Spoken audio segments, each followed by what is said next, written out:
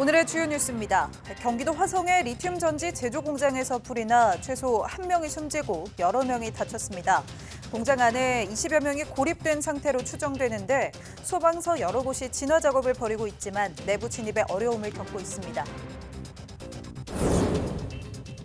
지난 22일 경주 월성 4호기에서 발생한 사용 후 해결류 저장수 누설 사고와 관련해 주변 해수에서 방사성 물질인 세슘 137은 검출되지 않은 것으로 나타났습니다.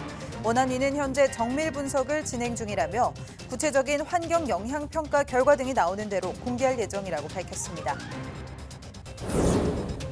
동해 앞바다 수온이 오르면서 상어 출몰 시기가 앞당겨지고 빈도도 늘고 있습니다. 특히 올여름엔 바다 수온이 더 따뜻해져 더 많은 상어가 출현할 것으로 전망돼 강원도 주요 해수욕장에 그물망이 설치될 예정입니다. 북서풍을 타고 황사가 유입되면서 내륙 곳곳에 이례적인 6월 황사가 나타나고 있습니다. 수도권과 강원, 충북 일부 지역에 미세먼지 나쁨 수준을 보인 곳들도 있는데 앞으로도 황사가 계속 유입돼 전국적으로 대기 질이 악화할 가능성이 있습니다.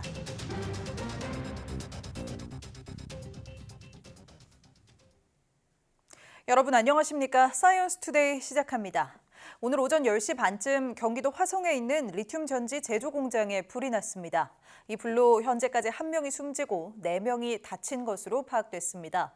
또 공장 안에 23명이 고립된 상태로 추정되는데 이 가운데 최소 20명이 외국인 노동자인 것으로 파악됐습니다. 공장 관계자의 신고를 받고 출동한 소방은 유해물질 리튬으로 인한 인명피해를 막기 위해 인접한 소방서 여러 곳에서 인력과 장비를 동원하는 대응 2단계를 선제적으로 발령했습니다. 불이 난 곳에 리튬 전지 3만 5천여 개가 보관돼 있어 폭발이 계속되며 진화에 어려움을 겪고 있는데 소방은 장비 60대와 대원 120명을 동원해 오후 3시쯤 큰 불길을 잡았습니다.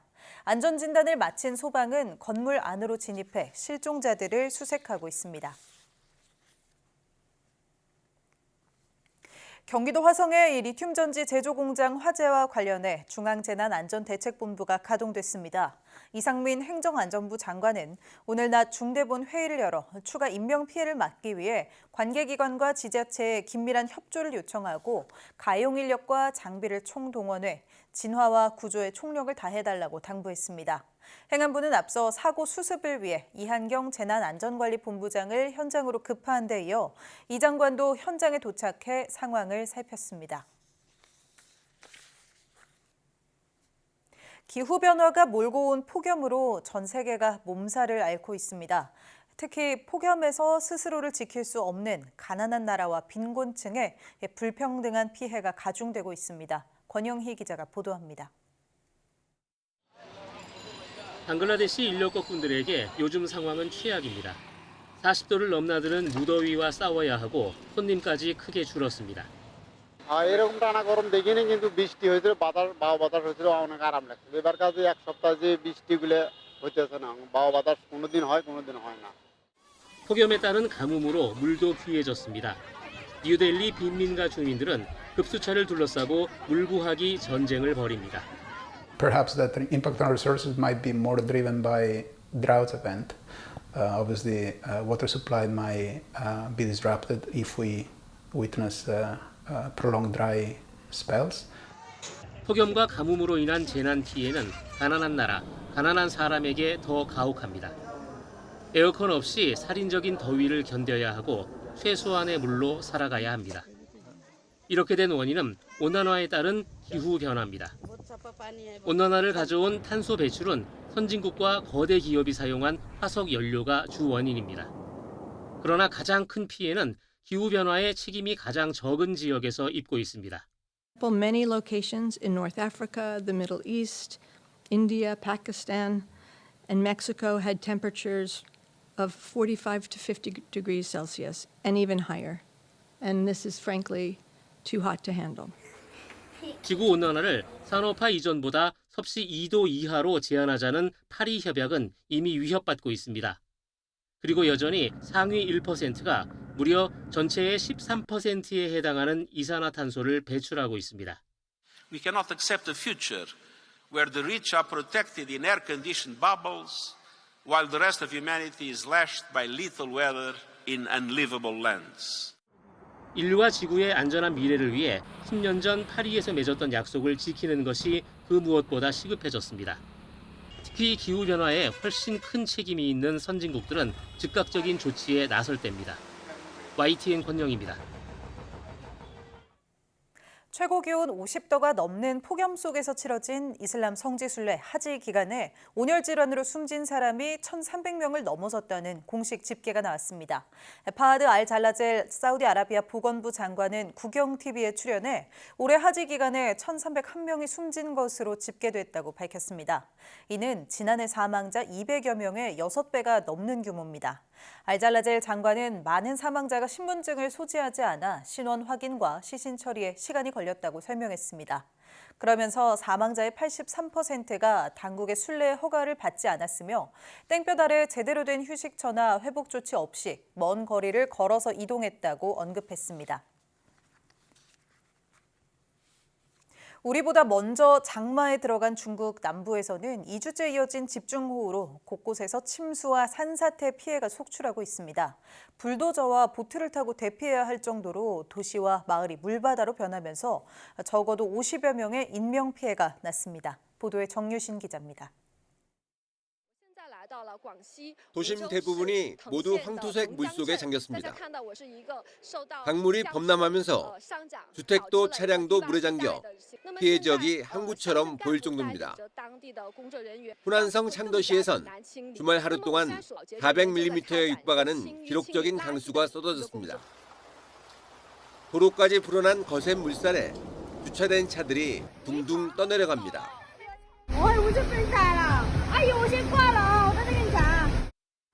지방까지 밀려 들어온 물살에 휩쓸리지 않기 위해 벽을 잡고 버티기도 합니다.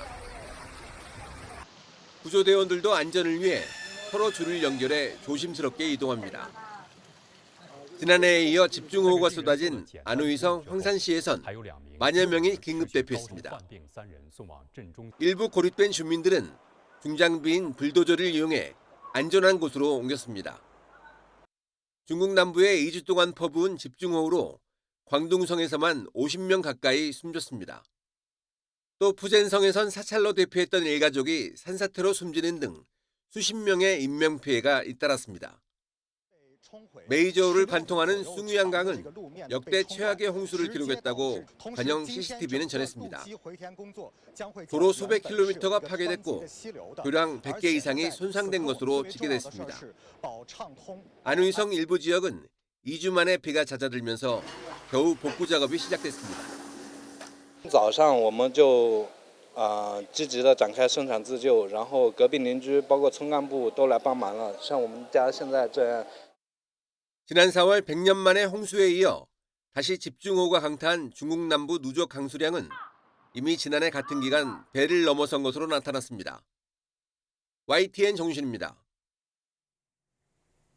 피서철이 다가오는데 반갑지 않은 손님이 찾아왔습니다. 기후 변화로 동해 수온이 올라가며 상어 출몰이 늘고 있는데요. 지방자치단체들은 해수욕장에 그물망을 설치하는 등 대응에 나섰습니다. 송세혁 기자가 취재했습니다. 지난달 31일 강원 속초 외홍치항 앞 1.4km 해상에서 그물에 걸려 죽은 악상어입니다. 몸 길이는 2.4m, 무게는 150kg에 이릅니다. 인근 속초 장사항 앞바다에선 2달 전 몸 길이 3m 가까운 대형 청상아리가 잡혔습니다. 두 상어 모두 사람에게 위협이 될 정도로 성질이 난폭합니다. 특히 수온 23도 이상 따뜻한 바다에 사는 청상아리가 4월 동해안에서 발견된 건 처음입니다. 7월 정도 이게 나와야 정상이거든요. 근데 한 2, 3년 전부터 6월에 나오기 시작하고 4월 달에 나온 건 처음이에요. 주목하려니까 이제 학계로서도 분포가 많이 바뀌고 있다는 거죠. 동해에서 그물에 잡힌 상어는 2022년 한 마리에서 지난해 14마리로 급증했고 올해는 벌써 13마리나 됩니다. 동해 수온이 오르면서 방어와 참다랑어 등 먹잇감을 따라 이동한 것으로 보입니다. 더욱이 올여름 우리나라 바다 수온이 평년보다 1도 안팎 높을 것으로 보여 상어 출몰은 계속 늘 것으로 보입니다. 올해 이제 수온이 본격적으로 오르는 여름철 피서철이 되면 더 많은 상어들이 출현할 것으로 예상이 되고 있습니다. 지난 60여 년간 우리나라에서 상어 공격으로 숨진 사람은 모두 6명. 해수욕장 개장을 앞둔 강원 동해안시군은 혹시 모를 인명피해를 막기 위해 대책 마련에 나섰습니다. 주요 해수욕장에 상어 접근을 막는 그물망을 설치하기로 했고 미세한 전류나 음파로 상어를 쫓는 퇴치기 배치도 검토 중입니다. YTN 송세혁입니다. 때 아닌 6월 황사로 서울 등 중부 내륙의 미세먼지 농도가 평소보다 서너 배 높게 나타나는 곳이 있어 주의가 필요합니다.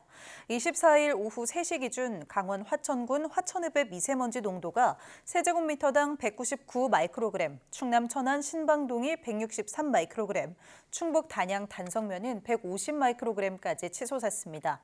국립환경과학원은 지난 주말 고비 사막과 내몽골 고원 부근에서 발원한 황사가 기압골 뒤를 따라 유입되는 북서풍을 타고 우리나라 상공으로 유입되고 있다고 밝혔습니다.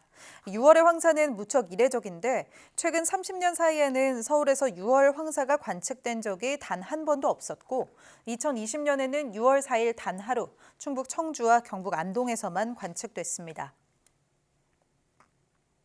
지난 22일 새벽 경북 경주에 있는 월성 4호기에서 사용 후 해결료 저장수가 누설되는 사고가 있었습니다. 열 교환기에서 문제가 생긴 것으로 보이는 가운데 당국이 원인 파악을 위한 조사에 착수했습니다. 보도에 황보연 기자입니다. 월성 4호기의 사용 후 핵연료 저장조에서 저장수가 누설됐다는 보고가 원자력안전위원회에 들어온 것은 오전 8시쯤, 새벽 4시 반쯤 저장조의 수위가 내려간 것을 발견하고 누설 차단 조치를 취했는데 이미 저장수 2.3톤 정도가 방출된 뒤였습니다. 사용 후 핵연료 저장조에 있는 저장수를 냉각시키는 열 교환기에서 누수가 있었던 것으로 파악됩니다. 하나는 이제 파이프 안으로 흐르고요. 하나는 이제 파이프 바깥으로 이제 흐르면서 거기에서 열 교환이 일어나거든요. 그 파이프 부분에서 문제가 좀 생긴 것 같습니다. 방출된 저장수에 들어있을 것으로 추정되는 방사선의 유효 선량은 연간 0.000555 마이크로 시버트로 파악된다고 한국수력원자력은 밝혔습니다. 일반인의 선량 한도가 연간 1000 마이크로 시버트인 것을 고려하면 미미한 수준입니다. 월성 4호기는 지난 1994년 건설된 원자력 발전소로 오는 2029년 설계 수명이 만료될 예정이지만 지난 4월 수명 연장을 위한 계속운전 심사를 신청해 심사가 진행 중입니다. 사고 당시는 계획 예방 정비로 인해 가동을 잠시 멈춘 상태였습니다. 원안위는 전문가를 파견해 정확한 누설량과 누설 원인 등을 조사하는 한편 원전 인근 바닷물을 채취해 환경영향평가를 실시하고 있다며 예정됐던 8월 재가동은 힘들 것으로 전망했습니다. YTN 황보현입니다. 월성 4호기 사용 후 해결료 저장수 누설과 관련해 원자력안전위원회가 주변 해수를 신속 분석한 결과 대표적인 방사성 핵종인 세슘 137은 측정되지 않았다고 밝혔습니다. 이번 분석은 객관성을 위해 부경도에 의뢰해 진행했으며 해수에서 1시간 동안 세슘 137이 검출되는지 측정하는 방식으로 진행됐습니다. 원안위는 월성 원전 내부 배수구와 원전 밖 인근 읍천항, 죽전항, 봉길 해수욕장 등 4곳의 해수를 채취해 분석한 결과 4곳 모두 세슘 137 농도가 측정할 수 있는 검출 하한치인 1리터당 2.88에서 3.02 베크렐 이하로 확인됐다고 설명했습니다. 또 세슘 137에 대한 포항과 울산 해역의 실시간 방사능 측정 결과에서도 특이사항이 없었다고 덧붙였습니다. 원안위는 현재 정밀 분석 중이며 앞으로 구체적인 환경 영향평가 결과와 안전조치 적절성 등도 조사가 마무리되는 대로 공개할 예정입니다. 지난 23일 일본 후쿠시마현 앞바다에서 규모 4.9의 지진이 발생했습니다. 일본 기상청은 지난 23일 낮 12시 12분쯤 후쿠시마현 앞바다에서 발생한 지진으로 후쿠시마현 다무라시와 가와우치무라에서는 진도 4의 흔들림이 감지됐다고 밝혔습니다. 후쿠시마 제1원자력 발전소가 있는 후쿠시마현 후타바초와 후쿠시마시, 이와키시, 이바라키현의 기타이 바라키시 등에서도 진도 3의 흔들림이 관측됐습니다. 쓰나미 경보는 발령되지 않았습니다. 현지 방송은 도쿄전력의 말을 인용해 후쿠시마 제1원전에서 이번 지진으로 인한 이상은 확인되지 않았고 원전 주변 모니터링 장치의 방사선량 측정치에도 변화가 없다고 전했습니다.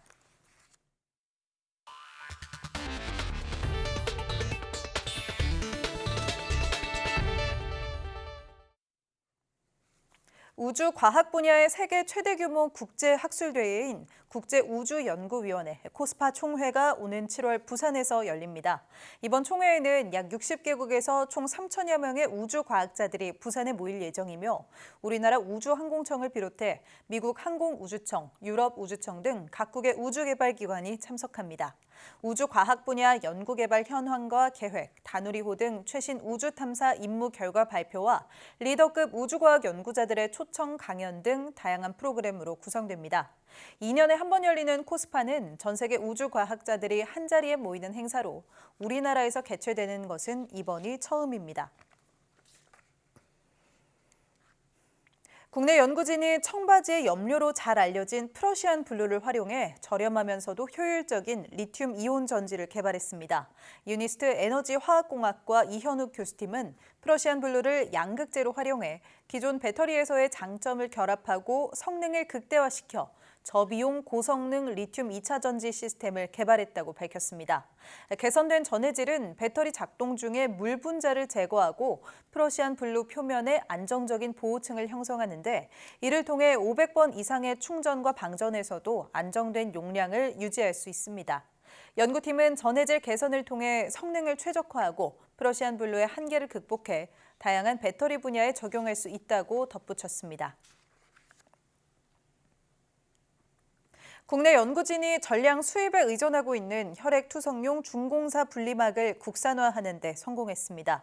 광주과학기술원 김인수 교수팀은 2개 이상의 다른 재료를 동시에 압출하는 공압출을 이용해 한쪽은 고분자 용액을, 바깥쪽은 유기용매를 방사해 혈액 투석 효율을 크게 높인 중공사 분리막을 개발했다고 밝혔습니다.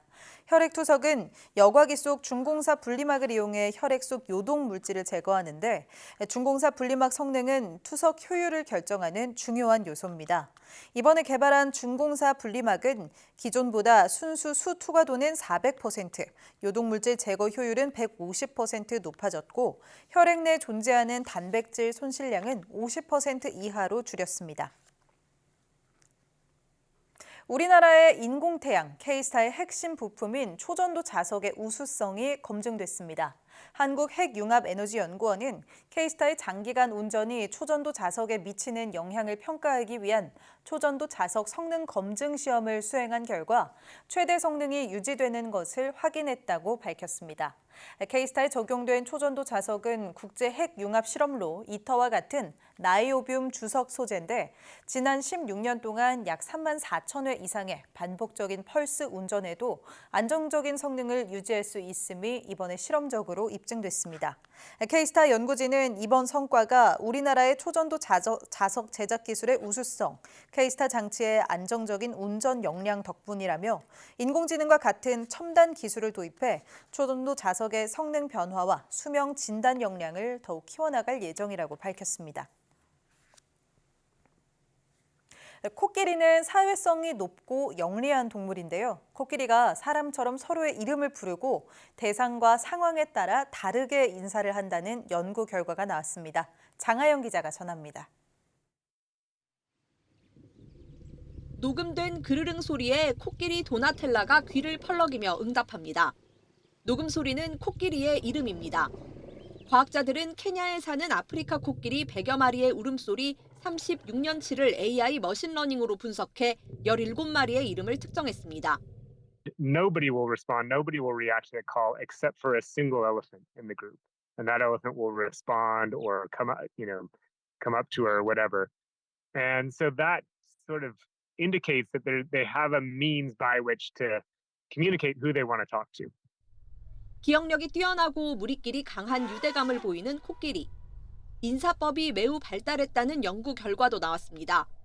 자신을 보지 않는 코끼리는 툭툭 치거나 소리를 내고 보고 있을 때는 귀를 펼치거나 몸통을 흔듭니다. The fact that they greet in this excited way for me was mind-blowing too, because they were just separated for 10 minutes and humans don't do that after 10 minutes. So for them it's important to be together. 앞서 코끼리 무리가 도로를 건넌 뒤 기다려준 운전자에게 인사를 하는 듯한 영상이 SNS에서 화제가 되기도 했습니다. 우리나라에서는 지난 2012년 동물원에 사는 코끼리 코시기가 앉아, 도와 같은 한국어 7, 8개를 흉내내 국제학술지에 실리기도 했는데 유대가 중요한 시기에 코시기가 동료 없이 사육사와만 지냈기 때문에 형태적인 한계를 뛰어넘었다는 게 연구의 결론이었습니다. YTN 강하영입니다. 안녕. 식품의약품안전처와 농촌진흥청은 여름철 야생버섯을 무분별하게 먹을 경우 중독사고로 이어질 수 있는 만큼 주의가 필요하다고 밝혔습니다. 식약처에 따르면 국내 자생버섯 2,000여 종 가운데 먹을 수 있는 것은 일부에 불과하며 대다수는 식용이 불분명하거나 독이 있습니다.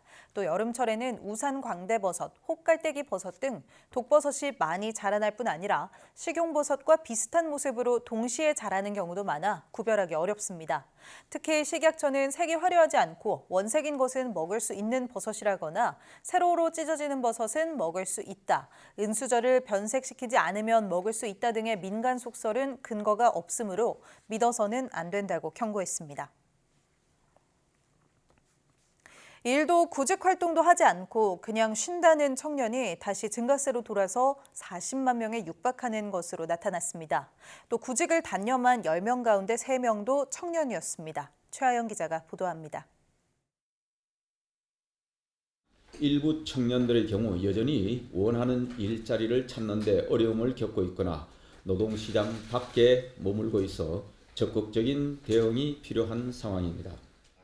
지난해 정부는 예산 1조 원을 투입해 청년들의 노동시장 복귀를 지원하기로 했습니다. 하지만 이런 노력에도 일도 구직 활동도 하지 않는 청년은 9개월 만에 다시 늘었습니다. 지난달 15살부터 29살까지 청년 가운데 그냥 쉰다고 답한 이들은 1년 전보다 13,000명 증가한 39만 8천 명으로 집계됐습니다. 지난 2020년에 이어 역대 두 번째로 많은 수치입니다. 이렇게 청년들이 노동시장 밖에 머무는 이유는 원하는 일자리가 없기 때문입니다.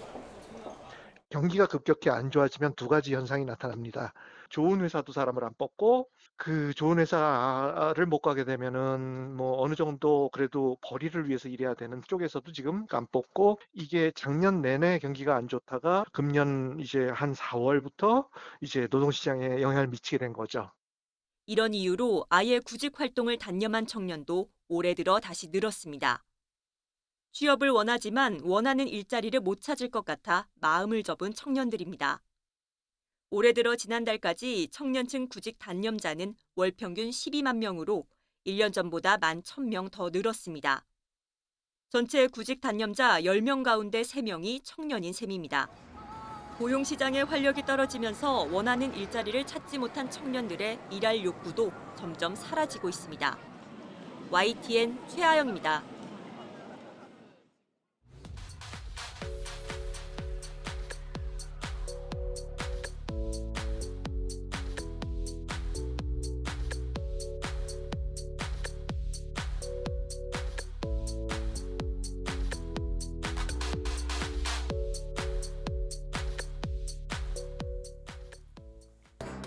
폭염, 산불, 홍수까지 기후 위기로 인한 사고들이 끊이지 않고 있는 가운데 지구의 온도는 올해도 역대 최고 기록을 갈아치울 거라고 하죠. 기후 위기로 농산물 가격이 오르는 기후플레이션에 대한 한국은행의 보고서가 발표됐는데요. 기후 영향을 받는 전 세계 농산물의 가격 상승 때문에 국내 물가는 더 오를 수 있다는 내용입니다. 기후 변화에 대한 전반적인 대응력 강화가 필요한 만큼 구체적인 방안을 마련해야 하는 시점입니다. 뉴스 마칩니다. 고맙습니다.